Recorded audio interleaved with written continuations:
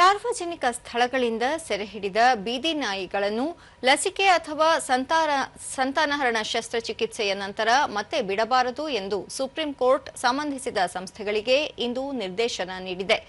ಕಳೆದ ವರ್ಷ ನ್ಯಾಯಾಲಯ ನೀಡಿದ್ದ ಆದೇಶವನ್ನು ಹಿಂಪಡೆದು ಆದೇಶ ಮಾರ್ಪಡಿಸಲು ಕೋರಿ ಸಲ್ಲಿಸಲಾದ ಅರ್ಜಿಗಳನ್ನು ನ್ಯಾಯಮೂರ್ತಿ ವಿಕ್ರಮ್ನಾಥ್ ನೇತೃತ್ವದ ಪೀಠ ವಜಾಗೊಳಿಸಿದೆ.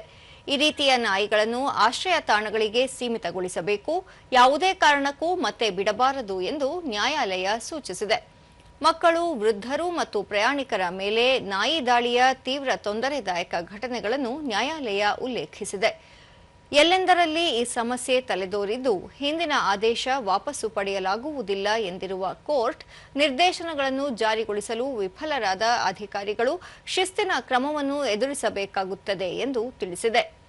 ರಾಜ್ಯಗಳು ಮತ್ತು ಕೇಂದ್ರಾಡಳಿತ ಪ್ರದೇಶಗಳು ಪ್ರಾಣಿಗಳ ಜನನ ನಿಯಂತ್ರಣ ಕೇಂದ್ರಗಳನ್ನು ಸ್ಥಾಪಿಸಲು, ರೇಬೀಸ್ ವಿರೋಧಿ ಲಸಿಕೆಗಳ ಲಭ್ಯತೆಯನ್ನು ಖಚಿತಪಡಿಸಿಕೊಳ್ಳಲು ಮತ್ತು ಅಪಾಯಕಾರಿ ನಾಯಿಗಳ ದಯಾಮರಣ ಸೇರಿದಂತೆ ಕಾನೂನುಬದ್ಧವಾಗಿ ಅನುಮತಿಸಲಾದ ಕ್ರಮಗಳನ್ನು ತೆಗೆದುಕೊಳ್ಳುವಂತೆ ನ್ಯಾಯಾಲಯ ನಿರ್ದೇಶಿಸಿದೆ.